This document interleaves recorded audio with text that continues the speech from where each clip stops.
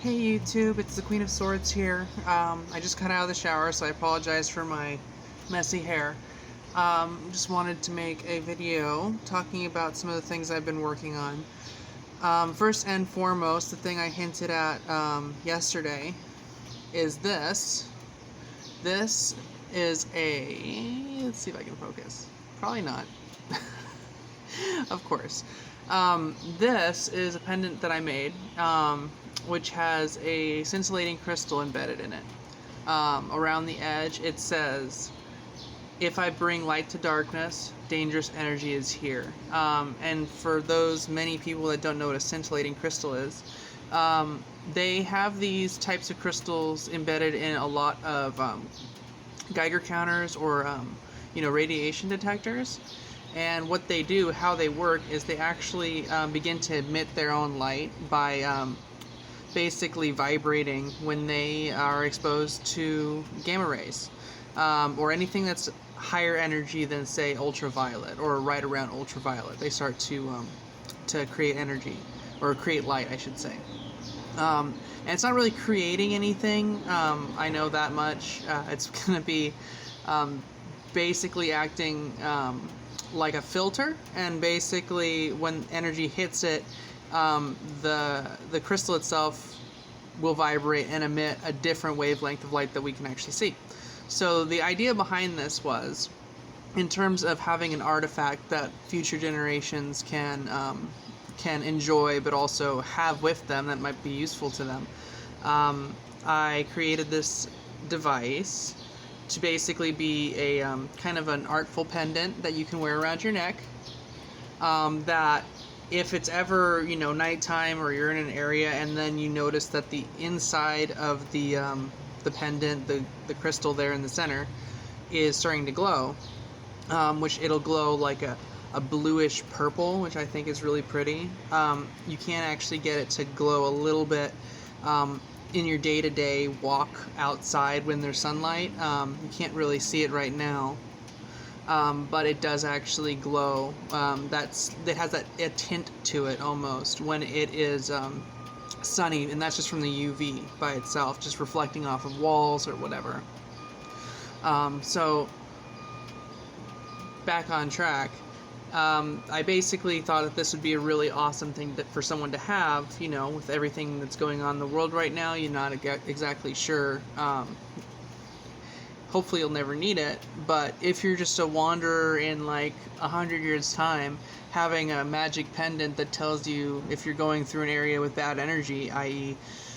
radiation, like you're just wandering through Chernobyl or something, it would be really nice to have something like this, and it would be probably invaluable to those people. So that's the type of thing that I want to make for the world, is things that are useful today, but also probably going to be useful for a long period of time, and that's one of those things right there. So if you're interested in purchasing one of these, I am going to be posting it to my Etsy store, and that's going to have a link in this video description.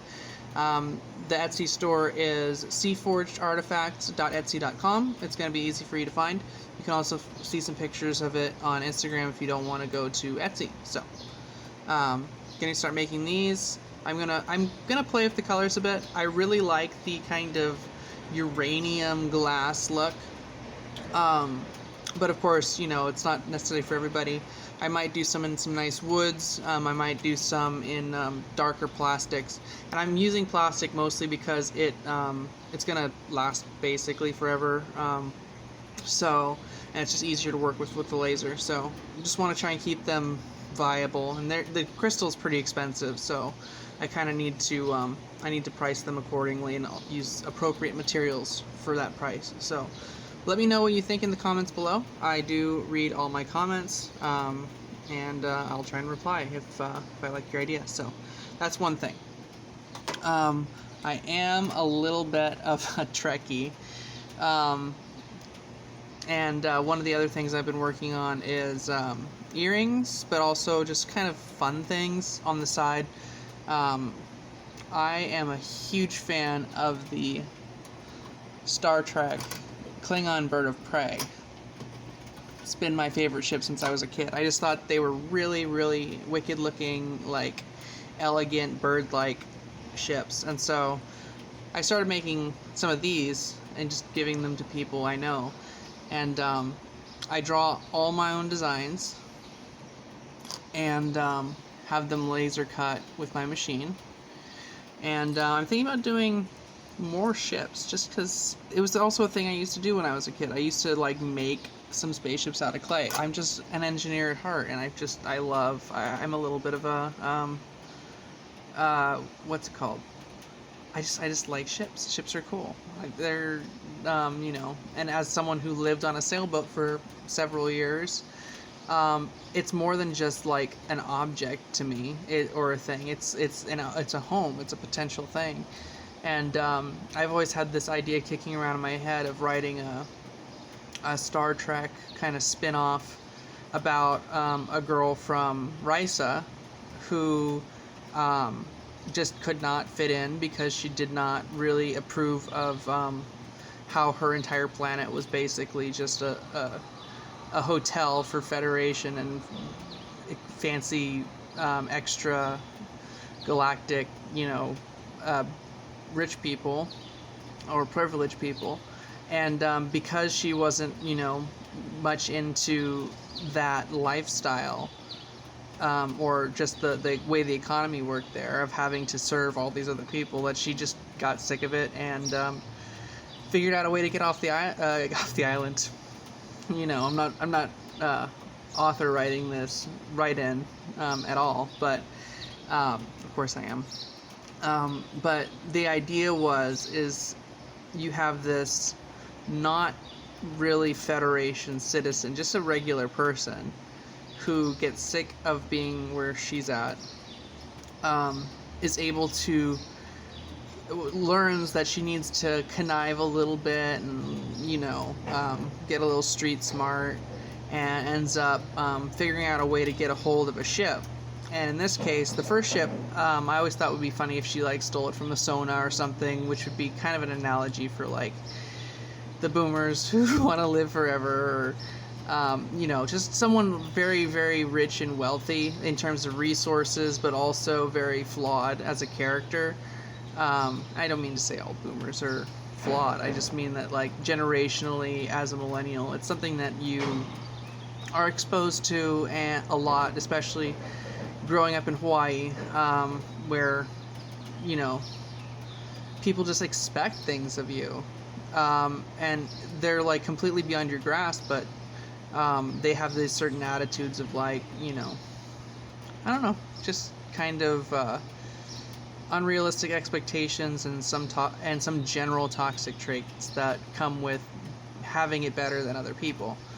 So the long story short of this idea in my head is that she steals a Sona ship, which of course she can't get away with because they're pretty rare and all that stuff, and it has a lot of medical technology and stuff, some of which they can keep, but they trade the ship with a Ferengi to buy a bird of prey. And of course, that's because it's one of my favorite ships. It's a huge downgrade, what most people would see is a huge downgrade, but because the Sona ship is like, way fancier, way less conspicuous, they'll go with the trade. And it's about finding a new home with this rickety, falling apart, but sexy looking ship. And it's kind of like a take on Firefly meets Star Trek. And in this case, you have a ragtag band of, misfits who are just trying to find a better place to live. And the idea is that they have this bird of prey, and they are flying throughout, the less regulated parts of Federation and Romulan space. I want to add that. And they're trying to build or colonize a planet that they find hidden kind of along the neutral zone, maybe in a not necessarily uncharted piece of space, but like maybe on the edge of a nebula or something like that. Just something Star Trek like. And the whole point of the story becomes less about big politics, but more about just finding a home and building up that home to be something that is worthwhile. And then of course later needing to defend that home from you know, the bigger powers that just they didn't even know it was there to begin with, but then as soon as they learn about it, they just, you know, want to control it. Like whether it's the Romulans or the Federation, and it could build up some tension. You could have some, you know, some bigger faces and players and ships come in, and then yeah, it'd just be kind of fun. It's something I've been thinking about for a long time, and maybe I'll get around to writing it someday. But yeah, so I'm thinking about just making little kind of ship pendants and stuff like that. I'm already working on the Discovery. I'm gonna work on the Enterprise and stuff like that, and I'm gonna post those to my Etsy store as soon as they're available. I don't know if earrings will be appropriate. They're kind of big, but I'll make them into earrings, and if anybody wants them, they can just order them from me. Pendants, maybe. You know, it's kind of a die-hard Trekkie thing. But besides from that, you know, I'm just working on trying to build up my portfolio, make some things that I think that people will enjoy for a very long time, like this. And I also have been working on other projects. This is just a wooden prototype of something I've made a long time ago that I still haven't posted to YouTube, but I really should. This is my Nexus, and it is the world's first functional folding sword. I've shown this to a great many people, and I built a few of them in titanium. I'm making 4 more in with steel blades, because I feel like people just want steel for some reason. Not for some reason, I know the reasons why, but we won't get into that. The blades are going to be steel, but anyway, this design is designed by me. Actually, I came up with it about, the original concept was like 7 years ago, and I've been working on it and improving the design to the point where I got it. And it's simple, it's easy, and for me, I can actually mass produce more. That will be coming soon onto my video. I will post a video when it's released. And if anybody wants it, you can buy it from my Etsy store, and it will be handmade by me. So I would really appreciate the support.